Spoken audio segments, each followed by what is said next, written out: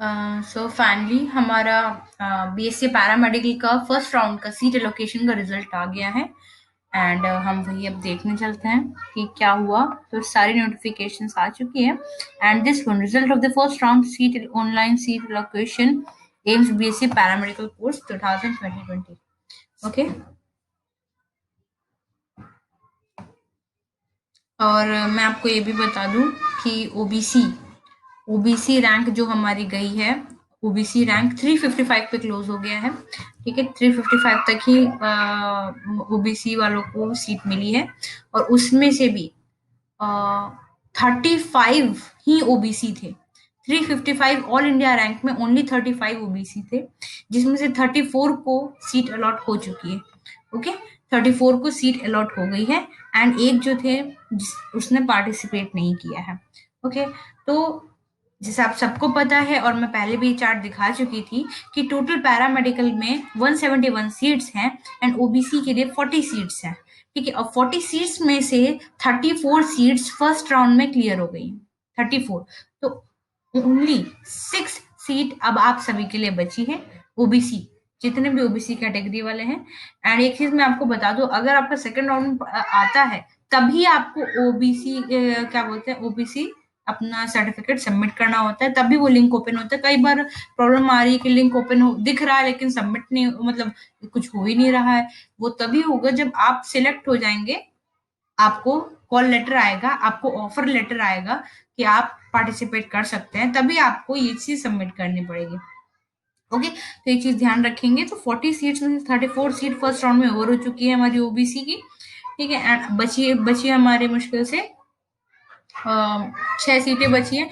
And एक चीज और, अगर सभी सीटें फिल हो जाती हैं, सभी सीटें, जैसे वो हमारी जनरल कैटेगरी में 90 सीट्स है टोटल। ठीक है, 90 सीट्स अगर फिल नहीं होती है तो जनरल कैटेगरी के बाद ओबीसी कैटेगरी को ही प्रेफरेंस दी जाएगी।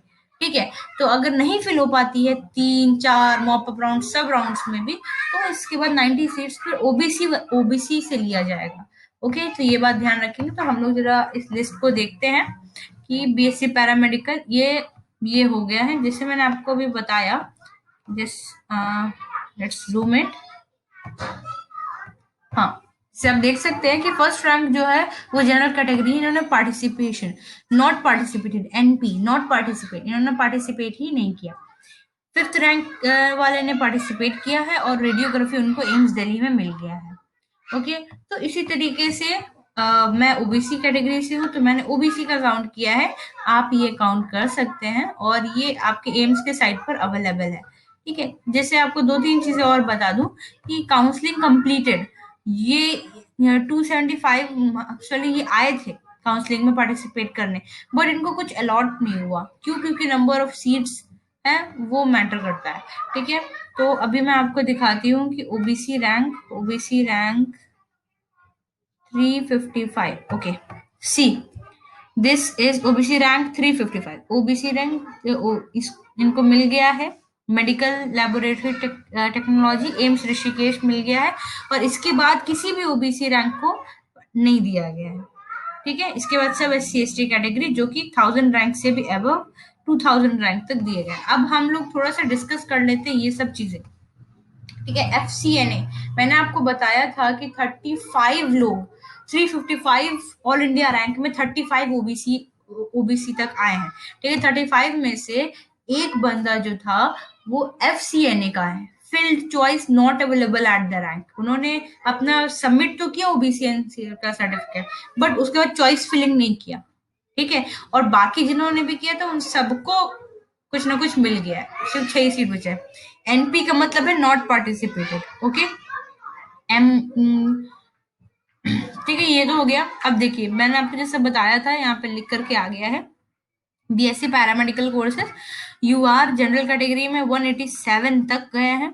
ठीक है, ईडब्ल्यूएस में 289 तक गए हैं, ओबीसी में 355 जो भी मैं बता रही थी, एससी में 652 और एसटी में 11195 तक गए हैं। उसके अलावा ये सब हमारी अदर कैटेगरीज हो गई। ठीक है, तो अब हम लोग इसके बाद डिस्कस करेंगे कि अब जिनको फर्स्ट राउंड में मिल गया है उनको क्या करना है। ओके, क्या क्या स्टेप होंगे कि नेक्स्ट जो भी हमें सीट अलॉट होगी उसको कैसे मिले हमें।